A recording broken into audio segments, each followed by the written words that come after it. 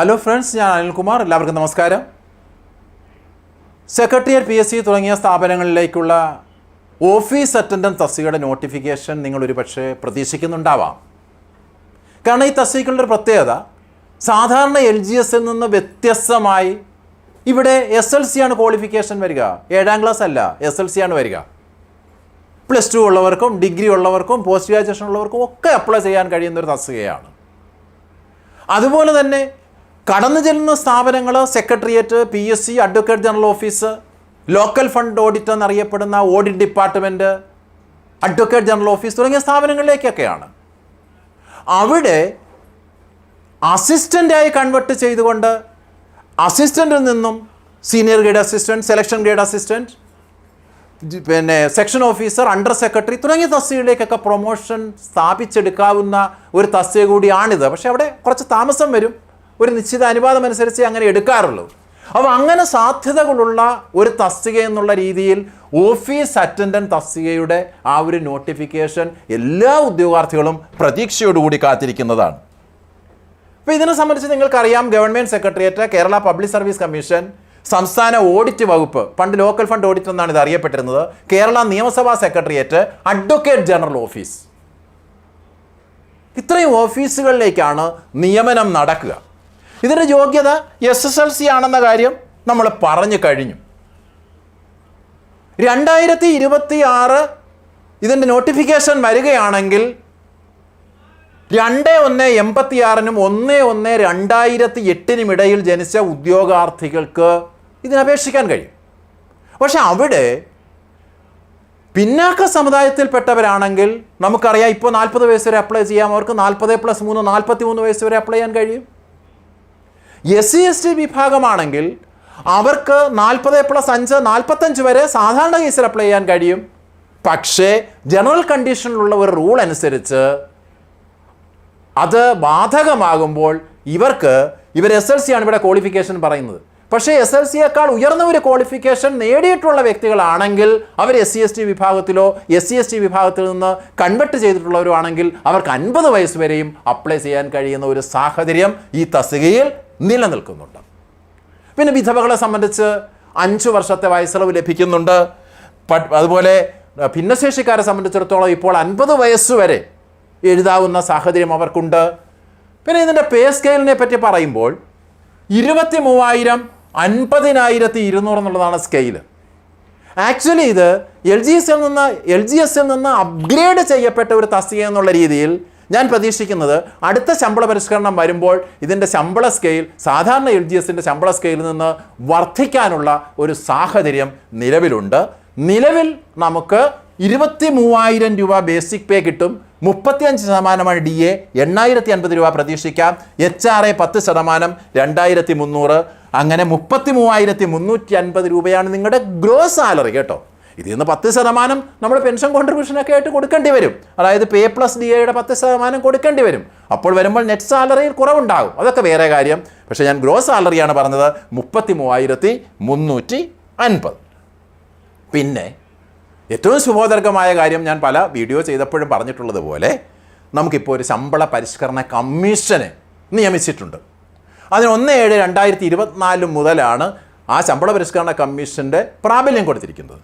അതുകൊണ്ട് തന്നെ ഇതിൻ്റെ റിപ്പോർട്ടൊക്കെ വന്നു കഴിയുമ്പോൾ നിങ്ങൾക്കൊക്കെ ജോലി കിട്ടി നിങ്ങൾ എത്തുന്ന സമയത്ത് ഇപ്പോൾ ഞാൻ പറഞ്ഞ പേ സ്കെയിലും പേയും ഒക്കെ മാറും.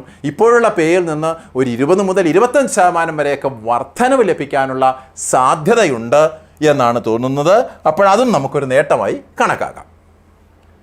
പിന്നെ ഇത് സാമാന്യമായി മെയിൻ ലിസ്റ്റിൽ കൂടുതൽ ആൾക്കാരെ ഉൾക്കൊള്ളുന്ന ഒരു ലിസ്റ്റ് തന്നെയാണ്. ഇപ്പോൾ നമ്മൾ കഴിഞ്ഞ ലിസ്റ്റ് നോക്കാം. 29/8/2025 അത് പ്രാബല്യത്തിൽ വന്നത്. 1,582 പേരെയാണെന്നേ മെയിൻ ലിസ്റ്റിൽ ഉൾപ്പെടുത്തിയത്. മെയിൻ ലിസ്റ്റിൽ 1,582 പേരുണ്ടായിരുന്നു. ഏകദേശം അതേ നമ്പറിലുള്ള ആൾക്കാർ സപ്ലിമെൻ്ററിയും ഉണ്ടായിരുന്നു. അപ്പോൾ 3,000-ൽ പരം ആൾക്കാരെയാണ് ഇതിൻ്റെ ലിസ്റ്റിൽ ഉൾപ്പെടുത്തിയത്. പിന്നെ അന്ന് കട്ട് ഓഫ് 71.67 ആണെന്ന് പറയുമ്പോൾ നിങ്ങൾ നെറ്റ് ചുടിച്ചേക്കാം, ഈ 71 മാർക്കൊക്കെ വാങ്ങിക്കണമല്ലോ. ഒരു കോമ്പറ്റീഷൻ നിങ്ങൾ ഈ തസ്തികയിൽ പ്രതീക്ഷിക്കണം. ഈ തസ്തികയ്ക്ക് വേണ്ടി ഇറങ്ങുമ്പോൾ ഒരു കോമ്പറ്റീഷൻ പ്രതീക്ഷിക്കണം. കാരണം SLC ക്വാളിഫിക്കേഷനും ഡിഗ്രിക്കാർക്ക് വിലക്കില്ലാത്തതായൊരു തസ്തികയാണ്. അപ്പോൾ ഡിഗ്രിക്കാരും പോസ്റ്റ് ഗ്രാജുവേഷൻകാരും എല്ലാവരും മത്സരിക്കും. ഇത് സ്റ്റേറ്റ് വൈസ് ആണ്, ഒരു ജില്ലാതലത്തിലുള്ളതല്ല. LGS ജില്ലാതലത്തിലാണ്, ഇത് സ്റ്റേറ്റ് വൈസ് ആണ്. അപ്പോഴവിടെ കോമ്പറ്റീഷൻ കൂടും. ഇതുപോലെ തന്നെ കോമ്പറ്റീഷൻ അടുത്ത പരീക്ഷയിലും പ്രതീക്ഷിക്കണം. നല്ല രീതിയിൽ പഠിച്ച് ഒരു 75-ന് മേളിൽ മാർക്ക് നേടാനുള്ള ശ്രമമായിരിക്കണം നിങ്ങളുടെ ഭാഗത്തു നിന്നുണ്ടാകേണ്ടത്. പക്ഷേ ഇവിടെ ഏറ്റവും വലിയ പ്രത്യേകത, ഇതിൻ്റെ ലിസ്റ്റ് നമുക്കറിയാം 29/8/2025 നിലവിൽ വന്നത്. പക്ഷേ ഈ കുറഞ്ഞ കാലം കൊണ്ട് തന്നെ 612 നിയമനങ്ങൾ ഇവിടെ നടന്നിട്ടുണ്ട്. 612 അഡ്വൈസ് ഇതിനകം PSC നടത്തിയിട്ടുണ്ട്. പിന്നെ പരീക്ഷകളെ സംബന്ധിച്ച് വരുമ്പോൾ 2 പരീക്ഷകൾ നിങ്ങൾ ഫേസ് ചെയ്തേ മതിയാവും. ഒരു പ്രിലിമിനറിയും ഒരു മെയിൻ പരീക്ഷയും. പ്രിലിമിനറി പരീക്ഷ സാധാരണ LDC പ്രിലിമിനറി പരീക്ഷയുടെ അതേ സിലബസ് തന്നെ ആയിരിക്കും. അതുപോലെ തന്നെ മെയിൻ പരീക്ഷ എന്ന് പറയുമ്പോഴും LDC സിലബസിനോട് സാമ്യം വഹിക്കുന്നതാണ്, LGS അല്ല. കാരണം ഈ മെയിൻ പരീക്ഷ വരുമ്പോൾ ഇവിടെ ഇംഗ്ലീഷും മലയാളവും ഒക്കെ സിലബസിലേക്ക് കടന്നു വരുന്നുണ്ട് എന്ന കാര്യം ഓർക്കുക. ഇതിന് വിജ്ഞാപനം നമ്മൾ പ്രതീക്ഷിക്കുന്നത് 2026 ഡിസംബറിലാണ്. അപ്പോൾ ചിലർ ചോദിക്കും 2026 ഡിസംബർ വരുമ്പോൾ 1.5 വർഷം കവർ ചെയ്യുന്നില്ലല്ലോ, 2 മാസത്തിൻ്റെ ഷോർട്ടേജ് ഉണ്ടല്ലോ. പക്ഷേ അന്ന് തന്നെ വരാൻ സാധ്യതയുള്ളതായിട്ടാണ് എനിക്ക് തോന്നുന്നത്. കാരണം ഇപ്പോൾ അടുത്ത LDC LGS കുറേ തസ്തികകളൊക്കെ നോട്ടിഫൈ ചെയ്യുന്ന സാഹചര്യത്തിൽ അപ്പോൾ ഏതെങ്കിലും തസ്തികൾക്ക് വേണ്ടി പ്രിലിംസ് ഉള്ള തസ്തികകൾ നോട്ടിഫൈ ചെയ്യപ്പെടുന്നുണ്ടെങ്കിൽ അതിൻ്റെ പ്രിലിംസിനോടൊപ്പം ഇതിൻ്റെ പ്രിലിംസും നടത്തുക എന്നുള്ള ഭരണകരമായ സൗകര്യം കൂടി നിർണയിച്ചുകൊണ്ട് അവർ 2026 ഡിസംബറിൽ തന്നെയാണ് നോട്ടിഫിക്കേഷൻ പുറപ്പെടുവിക്കുവാൻ കൂടുതൽ സാധ്യതയുള്ളത്. അത് മുന്നോട്ട് പോയാൽ തന്നെ 2026 ജനുവരിയിലോ 2027 ജനുവരിയിലോ ഫെബ്രുവരിയിലോ തീർച്ചയായും ഇതിൻ്റെ നോട്ടിഫിക്കേഷൻ ഉണ്ടാവും. പക്ഷേ നമ്മുടെ 2026 ഡിസംബർ എന്നുള്ളത് തന്നെയാണ് ഒരു 99% പ്രതീക്ഷയും. ഇതിൻ്റെ പരീക്ഷ 2027 സെപ്റ്റംബർ ഒക്ടോബർ മാസത്തിൽ നമുക്ക് പ്രതീക്ഷിക്കാം. റാങ്ക് ലിസ്റ്റ് നിലവിൽ വരേണ്ടത്, ഇതിൻ്റെ ഒരു പുതിയ റാങ്ക് ലിസ്റ്റ് നിലവിൽ വരേണ്ടത് 29/8/2028 അപ്പോൾ നിങ്ങൾക്കറിയാം ഇന്ന് നമ്മൾ ധാരാളം നോട്ടിഫിക്കേഷനുകളെ ഫേസ് ചെയ്തുകൊണ്ട് അവയുടെ പരീക്ഷകൾക്ക് വേണ്ടിയുള്ള പ്രിപ്പറേഷനിലാണ്. LDC LGS പോലെയുള്ള തസ്തികകളിലേക്കുള്ള നോട്ടിഫിക്കേഷൻ നമ്മൾ പ്രതീക്ഷിക്കുന്നുണ്ട്. ജൂനിയർ എംപ്ലോയ്മെൻറ്റ് ഓഫീസർ, അതുപോലെ തന്നെ LSG സെക്രട്ടറി, ഇങ്ങനെയൊക്കെയുള്ള തസ്തികകളിലേക്കുള്ള നോട്ടിഫിക്കേഷൻ പ്രതീക്ഷിക്കുന്നുണ്ട്. അപ്പോൾ ആ കൂട്ടത്തിൽ ഈ ഒരു തസ്തികയുടെ നോട്ടിഫിക്കേഷനും പ്രതീക്ഷിച്ചുകൊണ്ട് അവിടെ നമ്മൾ ആരംഭിച്ച പഠനത്തെ കൂടുതൽ നമുക്ക് എന്താക്കാൻ പറ്റും, സജീവമാക്കാൻ പറ്റും.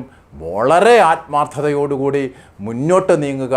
കാരണം ഇടയ്ക്ക് വെച്ച് നമ്മുടെ ഗ്രാഫ് താഴോട്ട് ഇടിയരുത്. ഇപ്പോഴെങ്ങനെയാണോ പഠിച്ചുകൊണ്ടിരിക്കുന്നത് ആ പഠന നിലവാരം തന്നെ നിലനിർത്തിക്കൊണ്ട് കൂടുതൽ ശക്തിയോടെ നമ്മൾ മുന്നോട്ട് പോയാൽ നമുക്ക് വരും വർഷങ്ങളിൽ സർക്കാർ ജോലി എന്ന ആ സ്വപ്നം സാക്ഷാത്കരിക്കുവാൻ നമുക്ക് കഴിയും.